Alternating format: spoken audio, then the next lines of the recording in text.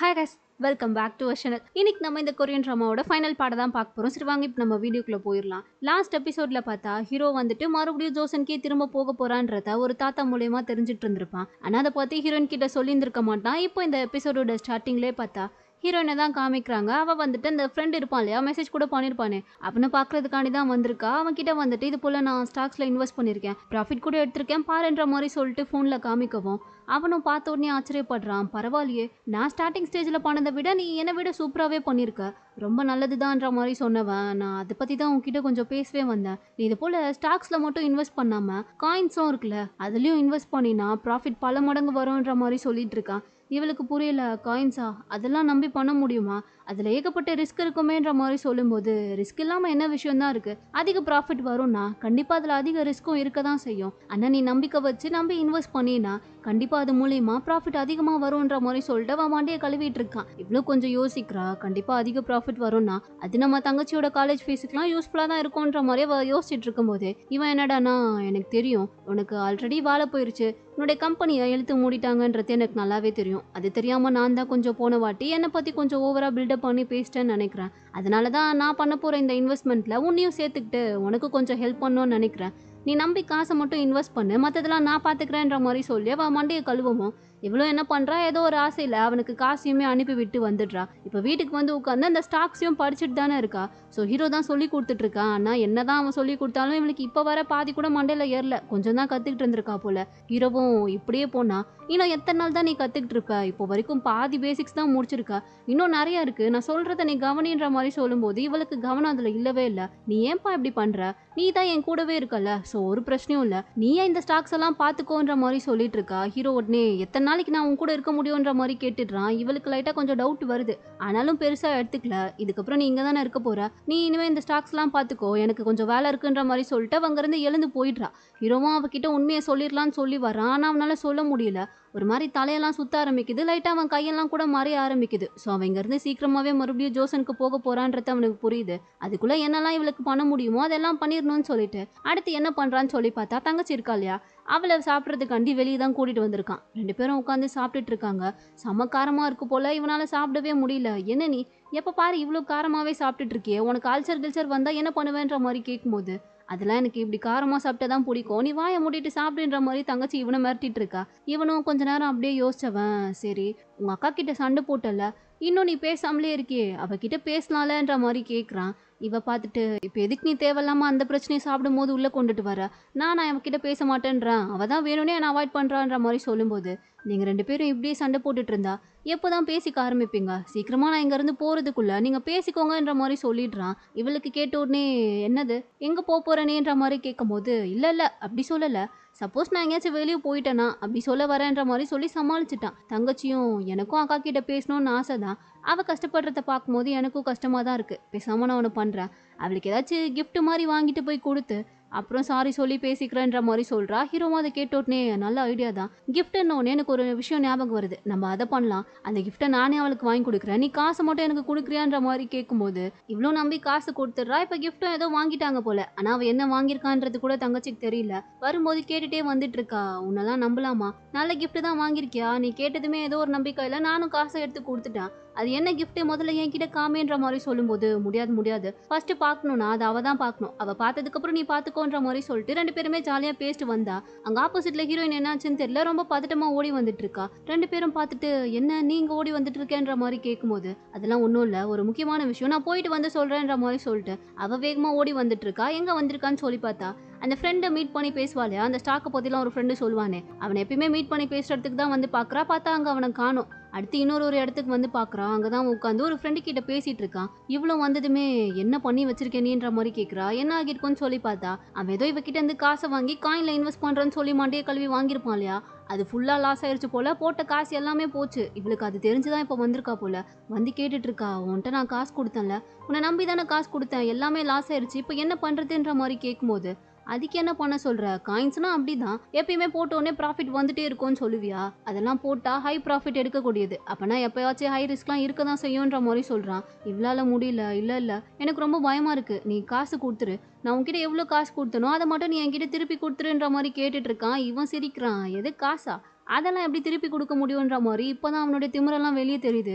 இவளால எதுவுமே பண்ண முடியல, ஒழுங்கு முறையா காசு கொடுத்துரு, இல்லைன்னா பாத்துக்கோ, ஏன் நடக்கிறதே வேறன்ற மாதிரி அவனை மிரட்ட ஆரம்பிக்கவும் ரெண்டு பேரும் உட்காந்துட்டு இருக்கானுங்க. அவனுடைய ஃப்ரெண்டும் இருக்கான் போல, அவனுமே ரொம்ப திமிரா பேசிட்டு இருக்கான். என்னடா இவன் நான் இப்படிலாம் கேட்டுட்டு இருக்கா, அது எப்படி போட்ட காசுலாம் கொடுக்க முடியும், அதெல்லாம் நீ இவகிட்ட சொல்லலையான்ற மாதிரி சொல்லும்போது, அதான்டா மச்சான் நான் பண்ண பெரிய தப்பு, ஏதோ இவ காசு இல்லாம கஷ்டப்படுறாளே, சரி நம்மளால ஏதோ கொஞ்சம் பொழைச்சிக்கிட்டு போட்டோன்னு சொல்லிட்டு இவகிட்ட இருந்து காசை வாங்கி இன்வெஸ்ட் பண்ணேன், அது எப்படியோ இப்போ லாஸ் ஆயிருச்சு, அதனாலதான் வந்து இவ ரொம்ப ஓவரா அழட்டிட்டு இருக்கா, இது போல சின்ன சீப்பான ஆளுங்களெல்லாம் இதுக்கு தான் நான் இன்வெஸ்ட்மெண்ட்ல சேர்த்துக்கிறதே இல்லைன்ற மாதிரி சொல்லும்போது ஹீரோயினுக்கு கேட்கும் போதே கஷ்டமா இருக்கு. அவளால இதுக்கப்புறமும் இவன் கிட்ட கெஞ்ச முடியல, ஏன்னா அவன் ரொம்ப திமிரா பேசிட்டு இருக்கான். ஸோ இப்போ வர வழியே இல்லாம கிட்டத்தட்ட அவன் காலிலேயே விழுற மாதிரி கீழே உட்காந்து ப்ளீஸ் ப்ளீஸ் அதில் பாதி காசாச்சு கொடுத்துரு, என்னால் இப்போ முடியல, நான் ரொம்ப கஷ்டப்பட்டுட்டு இருக்கேன், எனக்கு அதில் பாதி காசாச்சும் வேணுன்ற மாதிரி கேட்கும்போது அவன் அதெல்லாம் கொடுக்கறதுக்கு ரெடியாகவே இல்லை போல, அதெல்லாம் கொடுக்க முடியாது, உன்னால என்ன பண்ண முடியுமோ பண்ணிக்கோன்ற மாதிரி சொல்லி திமிரா பேசி அனுப்பி விட்டான். இவளால் அதுக்கப்புறம் எதுவுமே கேட்க முடியல, அப்படியே தனியாக வந்து உட்காந்து அழுது ஃபீல் பண்ணிட்டு இருக்கா, ஏன்னா பாதி காசு போயிருச்சு போல. ஸோ அந்த இடத்துக்கு இப்போ கரெக்டாக ஹீரோ வரான், வந்து அழுதுகிட்டே உட்காந்துட்டு இருக்கிறத பார்த்ததுமே எதுவுமே பேசல. அவன் கையில் கிஃப்ட் வாங்கிட்டு வந்தான் இல்லையா, அதை வச்சிருக்கான். இப்போ அதை அவகிட்ட கொடுக்குறான், இந்தா இதை நான் உனக்காக தான் வாங்கினேன், உனக்கு இது பிடிக்கும்னு நினைக்கிறேன், ஓப்பன் பண்ணி பாருன்ற மாதிரி சொல்லிட்டு கொடுக்கும்போது இவ்வளோ அதை வாங்கி ஓப்பன் பண்ணி பார்க்குறா. என்னன்னு சொல்லி பார்த்தா உள்ள ஒரு ஷூ தான் இருக்கு. ஆக்சுவலாக இவன் வந்துட்டு நோட் பண்ணியிருப்பான், அன்னைக்கு கூட இவ ட்ரெஸ் எல்லாம் எடுத்து கொடுத்துருப்பா இல்லையா ஹீரோக்கும் தங்கச்சிக்கும், அப்போவே இவளை வந்து ஷூ வாங்க சொல்லியிருந்திருப்பாங்க. ஆனால் இவ தான் வந்து அவங்க ரெண்டு பேருக்கு மட்டும் வாங்கி கொடுத்துட்டு பரவாயில்ல நான் இந்த ஷூவே வச்சுக்கிறேன்னு சொல்லிட்டு அவளுடைய பழைய ஷூவே போட்டுருப்பா. அதனால தான் இவன் வந்துட்டு இப்போ அவளுக்காண்டி தேவைப்படும்னு சொல்லிட்டு அந்த ஷூவை கிஃப்ட் பண்ணுறான். அதை பார்த்துட்டு இருக்கும் போதே அவளுக்கு ஒரு மாதிரி ஃபீலிங்காக இருக்குது. அப்போ தான் ஹீரோவுமே என்னாச்சு எதுவும் பிரச்சனையான்ற மாதிரி கேட்கும்போது இவ்வளோ அது போல் நடந்த விஷயம் எல்லாத்தையுமே சொல்ல, சரி ஓகே ஒன்றும் பிரச்சனை இல்லை, நீ அதெல்லாம் நினச்சி ஃபீல் பண்ணாத, வா நான் உன்னை ஒரு இடத்துக்கு கூட்டிகிட்டு போகிறேன்ற மாதிரி சொல்லிட்டு இது ஒரு பீச் மாதிரி இருக்குது, அந்த இடத்துக்கு தான் கூட்டிகிட்டு வந்திருக்கான். அங்கே வந்து நின்று பேசிகிட்டு இருக்கும்போது தான் ஹீரோ வந்து அவனுடைய கதையை இவகிட்ட சொல்ல ஆரம்பிக்கிறான். என்ன கதைன்னு சொல்லி பார்த்தா இவன் ஜோசன் பீரியட்ல இருந்தப்போ இவனுக்கு வந்து ஒரு பொண்ணு ரொம்பவே பிடிச்சிருக்கும். அந்த பொண்ணை வந்து கல்யாணம் பண்ணிக்கலான்ற அளவுக்கு கூட ரெண்டு பேருமே பேசி வச்சிருந்திருப்பாங்க. ஆனா என்ன, அந்த பொண்ணு வந்துட்டு கொஞ்சம் லோ கிளாஸ் சேர்ந்த பொண்ணு போல. அதனால இவனுடைய அப்பா வந்துட்டு என்னால இது போல ஒரு பொண்ணெல்லாம் நம்மளுடைய குடும்பத்துல ஒரு ஆளா சேர்த்துக்கவே முடியாதுன்ற மாதிரி சொல்ல, நீங்க சேர்த்துக்கலாம் பரவாயில்ல நான் சேர்த்துக்கிறேன், ஆனா நான் இனிமே உங்க குடும்பத்துல ஒரு ஆளே கிடையாதுன்னு சொல்லிட்டு இவன் அந்த வீட்டை விட்டே வெளியே வந்திருப்பான். அதுக்கப்புறமா இவன் கவர்மெண்ட் எக்ஸாம் எழுதிருப்பான் போல. ஸோ அதோட ரிசல்ட்டுக்காண்டி இவன் ஒரு நாள் வெளியூர் போயிட்டு மறுபடியும் வந்து அந்த பாஸ் ஆயிட்டான்னு சொல்லிட்டு அந்த விஷயத்த அந்த பொண்ணு கிட்ட சொல்லுவோன்னு சொல்லி வந்தா. அந்த பொண்ணு அங்கே அடிச்சே சாகடிச்சிருப்பாங்க போல. ஸோ இவன் வந்து பார்க்கும்போது அந்த பொண்ணு அங்கே இறந்து போய் தான் கிடப்பா. அதனால தான் அவளை மடியில் படுக்க வச்சுட்டு அழுதுட்டு இருந்திருப்பான் போல. அதுதான் இவனுக்கு கனவா கூட வந்திருக்கும். அந்த விஷயத்தை தான் இப்போ ஹீரோயின் கிட்ட சொல்லிட்டு இருக்கான். கிட்டத்தட்ட அவ எனக்கு ஒரு கார்டியன் ஏஞ்சல் மாதிரி, ஆனா என்னால் அவளை அப்போ காப்பாற்றவே முடியலன்ற மாதிரி இவன் ரொம்ப ஃபீல் பண்ணி சொல்லிட்டு இருக்கும்போது இவ அதையெல்லாம் கேட்டுட்டு, ஆமா இப்போ எதுக்கு நீ இதையெல்லாம் என்கிட்ட சொல்லிட்டு இருக்கேன்ற மாதிரி கேட்குறா. ஏன்னா நீ தான் காசுலாம் போயிடுச்சுன்னு சொல்லிட்டு ஃபீல் பண்ணிட்டு இருப்பல, அதனால தான் நீ இதெல்லாம் ஒரு விஷயமா நினச்சி ஃபீல் பண்ணக்கூடாதுன்னு சொல்லி உன்னை ஆறுதல் படுத்துறதுக்காண்டி என்னுடைய கஷ்டத்தெல்லாம் நான் உன்கிட்ட ஷேர் பண்ணிக்கிறேன்ற மாதிரி சொல்லும்போது அதெல்லாம் ஒரு மண்ணும் கிடையாது, காசுலாம் போயிடுச்சு தான், நான் இல்லைன்னு சொல்ல, ஆனால் அதெல்லாம் நினச்சி நான் ஃபீல் பண்ணலன்ற மாதிரி சொல்லிட்டு இருக்கா. உண்மையாவே வா, அப்போ நீ எதுவும் அதெல்லாம் நினச்சி ஃபீல் பண்ணலையான்ற மாதிரி கேட்கும்போது ஃபீல்லாம் பண்ணல, ஏன்னா நான் ஒன்றும் அவனை நம்பி முழு காசையும் கொடுக்குற அளவுக்குலாம் முட்டாள் கிடையாது, பாதி காசு தான் கொடுத்தேன், ஒரு 50,000 ரூபாய் தான் கொடுத்தேன்ற மாதிரி சொல்லும்போது அடி பாவி 50,000 தானா, இதை நீ முன்னாடியே சொல்லியிருந்தா இவ்வளோ பெரிய கதையை நான் சொல்லி உனக்காண்டி ஆறுதல் படுத்த பேசியிருக்க மாட்டேனேன்ற மாதிரி சொல்ல, ஏ என்ன 50,000ன்றது சின்ன காசுன்னு நினச்சிட்டியா, என்னை பொறுத்த வரைக்கும் அதெல்லாம் எவ்வளோ பெரிய காசு தெரியுமான்ற மாதிரி புலம்பிட்டு இருக்கா. ஹீரோவும் சரி விடு, அதான் காசு கொடுத்து ஏமாந்துட்டல, இதுக்கப்புறம் அதை பேசி என்ன ஆக போகுதுன்ற மாதிரி சொல்லிட்டு ரெண்டு பேருமே நின்று அந்த கடலை தான் பார்த்துட்டு இருக்காங்க. அப்பதான் இவளே கேட்குறா, ஆமா இப்போ ஏன் நீ என்ன இந்த இடத்துக்கு கூட்டிட்டு வந்தேன்ற மாதிரி கேட்கும்போது, ஏன்னா நான் தான் ஒரு பொண்ணை பற்றி உன்கிட்ட சொன்னல, நானும் அவளும் ஜோசன்ல இருக்கும்போது இந்த இடத்துக்கு தான் வருவோம், அவள் என்கிட்ட சொல்லியிருந்தா நான் எக்ஸாமில் பாஸ் ஆயிட்டேன்னா என்னை இந்த இடத்துக்கு அவள் கூட்டிட்டு வரணும்னு சொல்லியிருந்தா. பட் நான் அந்த விஷயத்த சொல்ல வரும்போதே அவள் அங்கே இறந்ததுனால என்னால் அவளுடைய ஆசையை நிறைவேற்றி வைக்கவே முடியல. பட் இப்போ எப்படியோ நான் அவளை கூட்டிட்டு வந்துட்டேன்ற மாதிரி இவளை பார்த்து சொல்லவும் இவளுக்கு ஒன்றுமே புரியல. அவளை கூட்டிட்டு போகணும்னா நீ என்ன அவளை தானே கூட்டிட்டு போயிருக்கணும், என்ன கூட்டிட்டு வந்தேன்னு சொன்னா அதுக்கு என்ன அர்த்தம்ன்ற மாதிரி இவ புரியாமலே கேட்டுட்டு இருக்கா. ஆனா ஹீரோ வந்து தெளிவாக தான் சொல்லிட்டு இருக்கான், ஏன்னா அவனுக்கு நல்லாவே தெரியும் இவ தான் வந்துட்டு போன ஜென்மத்தில் அவனுடைய லவ்வரா இருந்ததுன்னு சொல்லி. ஸோ அதனால தான் இப்போ உன்னுடைய ஆசையை நிறைவேற்றிட்டேன்ற மாதிரி சொல்லிட்டு இருக்கான். பட் இவளுக்கு அது எதுவுமே புரியல. சரிவா நம்ம கிளம்பி போவோன்ற மாதிரி சொல்லிட்டு அங்கிருந்து அவனை கூட்டிட்டு கிளம்பிட்டா. ரெண்டு பேருமே இப்போ ஒன்னா தான் நடந்து வந்துட்டு இருக்காங்க. ஏன்னாச்சுன்னு தெரியல, திடீர்னு ஹீரோக்கு வந்து அவன் கையெல்லாம் ஒரு மாதிரியா மறைய ஆரம்பிக்குது. லைட்டா விட்டு அவனுக்கு புரிஞ்சு போச்சு நம்ம இன்னும் கொஞ்ச நேரத்துல இங்க இருந்து மறைஞ்சு போயிருவோன்னு சொல்லிட்டு. ஸோ உடனே கிடைக்கிற டைம் வச்சு அவகிட்ட எல்லாத்தையும் சொல்லிடலான்னு சொல்லி போறதுக்குள்ளயுமே அந்த பக்கம் வந்து பார்த்தா தங்கச்சி கத்திக்கிட்டே ஓடி வரா அக்கான்னு சொல்லிட்டு. அவளை பார்த்ததுமே என்னாச்சுடி ஏன் இப்படி கத்திக்கிட்டு ஓடி வரேன்ற மாதிரி கேட்கும்போது எல்லாம் உன்னால தான். நீ ஏன் அப்படி காலையில கத்திக்கிட்டு ஓடின? நான் எவ்வளோ பயந்துட்டேன் தெரியுமா? சாரி என்னை மன்னிச்சிடு. நான் உன்கிட்ட அவ்வளோ கோவமா அன்னைக்கு பேசியிருக்க கூடாது தான். ரொம்ப சாரின்ற மாதிரி சொல்லி கேட்டுட்டு 2 பேரும் சேர்ந்து பேசிக்கிட்டு அப்புறமா திரும்பி இந்த பக்கம் ஹீரோவை பார்த்தா அங்கே அவனை ஆளையே காணோம். அவன் கையில வச்சிருந்த பேக் பார்த்தா கீழே விழுந்து கிடக்குது. இவளுக்கு ஒண்ணுமே புரியல. இப்போதான் அவன் என் கூட நின்று பேசிட்டு இருந்தான். அதுக்குள்ள எங்கடி போனா? நீ அவனை எதுவும் பாத்தியான்ற மாதிரி தங்கச்சி கிட்ட கேட்கும்போது இல்லையே நான் அவனை பார்க்கவே இல்லைன்ற மாதிரி அவளும் சொல்றா. 2 பேருக்கும் ஒண்ணுமே புரியல. இவன் எங்க போனான்றதே தெரியாம அப்படியே முழிச்சிட்டே நின்றுட்டு இருக்காங்க. இப்ப அப்படியே கட் பண்ணா ஒரு சில மாசங்களுக்கு அப்புறமா தான் காமிக்கிறாங்க. ஹீரோயின் வந்துட்டு ஒரு நல்ல கம்பெனிலேயே பிளேஸ் ஆயிட்டா போல. ஸோ அங்கே அவளுடைய ஃப்ரெண்ட்ஸ் 2 பேர் கிடச்சிருப்பாங்க போல. அவங்க கிட்ட வந்துட்டு இவ ஸ்டார்டிங்ல யூடியூப் காண்டி மியூசிக்லாம் ப்ளே பண்ணியிருப்பா இல்லையா, அதை தான் காட்டிட்டு இருக்கா. இது எப்படி இருக்குன்னு கொஞ்சம் பார்த்து சொல்லுங்கன்ற மாதிரி கேட்கவும் அவங்களும் பார்த்துட்டு ஓகே தான், நீ இன்னும் கொஞ்சம் பெட்டராக ட்ரை பண்ணினா உனக்கு நிறைய வியூஸ்லாம் வரும்ன்ற மாதிரி சஜஷன்ஸ்லாம் கொடுத்துட்டு இருக்காங்க. இவ்வளோ அவங்க கிட்ட பேசிட்டு இப்போ தனியாக நடந்து ஃபீல் பண்ணிட்டே வந்துட்டு இருக்கும்போது தான் யாரோ ஒருத்தர் வந்துட்டு ஹீரோ மாதிரியே ட்ரெஸ் பண்ணிட்டு போகிறத இவ பார்க்குறா. பார்த்ததுமே ஒரு வேளை எங்கே அவன் தானோன்னு சொல்லிட்டு அவனுடைய கையை பிடிச்சி ஸ்டாப் பண்ணவும் திரும்பி பார்த்தா வேறு ஒரு ஆள். என்னம்மா நீ இப்படி திடீர்னு கை பிடிச்சி இழுக்கிறா, என்னத்துக்கு நான் விழுந்திருந்தா என்ன ஆகிருக்கோன்ற மாதிரி இவளை பிடிச்சி திட்டி விட்டுட்டு போக இவளுக்கு ஒரு மாதிரி கஷ்டமாக இருக்குது. ஹீரோவை ரொம்ப மிஸ் பண்ணுறா போல். ஸோ இப்போ தான் வந்துட்டு அன்னைக்கு என்ன நடந்துச்சுன்றதே காமிக்கிறாங்க. ஆக்சுவலாக அன்றைக்கி நைட்டு ஹீரோ காணாமல் போனதுக்கப்புறமா 2 பேருமே சேர்ந்து அவனை எல்லா இடத்துலையுமே தேடி போயிருந்திருப்பாங்க. தங்கச்சி ஒரு பக்கம் தேடி இருந்திருப்பா, இவ ஒரு பக்கம் தேடி இருந்திருப்பா. ஏன்னா இவளுக்கு வந்துட்டு அப்போ தான் ஹீரோ மேலே ஃபீலிங்ஸே வர ஸ்டார்ட் ஆகியிருந்திருக்கும் போல். அதனாலே அவனை காணாமல் போயிட்டான்னு சொல்லிட்டு இவ தேடிட்டே போயிட்டு இருக்கும் போது தான் வழியில் வந்து கரெக்டாக அந்த தாத்தாவை மீட் பண்ணியிருப்பா. அதாவது ஹீரோ கிட்ட கூட சொல்லியிருப்பார் இல்லையா, நீ இன்னும் கொஞ்ச நாள்ல இந்த இடத்த விட்டு போயிடுவேன்னு சொல்லிட்டு அவரை தான் மீட் பண்ணியிருப்பா. அவர் இவளை பார்த்ததுமே என்ன நீ ஹீரோவை தேடி வந்தியான்ற மாதிரி கேட்குறாரு. இவளுக்கு ஒன்றுமே புரியல. என்ன சொல்கிறீங்கன்ற மாதிரி கேட்கும்போது நீ யாரை தேடி இங்கே வந்தன்றது எனக்கு நல்லாவே தெரியும். ஆனால் நீ எவ்வளோதான் தேடினாலும் அவன் இதுக்கப்புறம் இங்கே வரமாட்டான்ற மாதிரி சொல்கிறாரு. இவளுக்கு ஒன்றுமே புரியல. தாத்தா நீங்கள் என்ன சொல்கிறீங்க, கொஞ்சம் தெளிவாக சொல்லுங்கன்ற மாதிரி சொல்லிட்டு கிட்ட வந்து உட்காந்து உங்களுக்கு அவனை தெரியுமா, அவன் இப்போ எங்கே இருக்கான், அவன் எப்போ வருவான்ற மாதிரி கேட்டுட்டு இருக்கா. தாத்தாவும் அவன் வரமாட்டான், அவன் திரும்ப ஜோசனுக்கே போயிட்டான்ற மாதிரி சொல்கிறாரு. இவள் கேட்கும் போதே லைட்டாக கொஞ்சம் அழுகியாக வருது. என்ன தாத்தா சொல்கிறீங்க, அவன் ஏன் திரும்ப ஜோசனுக்கே போனான், அதுவும் என்கிட்ட சொல்லாமலே போயிட்டான், எப்படி திடீர்னு அவனால் போக முடியுன்ற மாதிரி கேட்கும்போது எது திடீர்னா ஆல்ரெடி அவனுக்கு அவன் இங்கேருந்து திரும்ப ஜோசனுக்கே போக போகிறான்றதுக்கான அறிகுறிலாம் தெரிஞ்சிருக்குமேன்ற மாதிரி கேட்கும்போது இவளும் அப்போ தான் யோசிச்சு பார்க்குறா. ஹீரோ அன்னைக்கு கேட்டிருப்பான் இல்லையா, நான் ஒரு வேளை திரும்ப இங்கேருந்து ஜோசனுக்கே போயிட்டா நீ என்ன பண்ணுவேன்ற மாதிரி.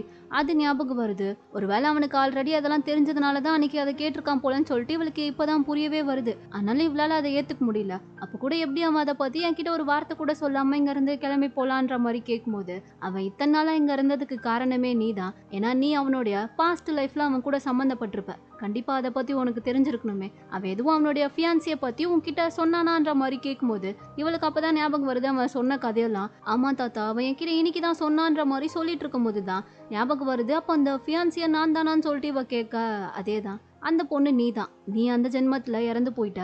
அது மட்டும் இல்லாமல் இங்கேயும் நீ வந்து இப்போ கஷ்டப்பட்டுட்டு இருக்கன்றதுனால தான் உன்னை காப்பாற்றி உனக்கு ஹெல்ப் பண்ணுறதுக்காண்டி அவன் இந்த உலகத்துக்கே வந்தான். இப்போ அவன் வந்த வேலை முடிஞ்சிருச்சு. அதனால தான் அவன் மறுபடியும் ஜோசனுக்கே போயிட்டான்ற மாதிரி சொல்ல இவளுக்கு ஒரு மாதிரி கஷ்டமாக இருக்குது.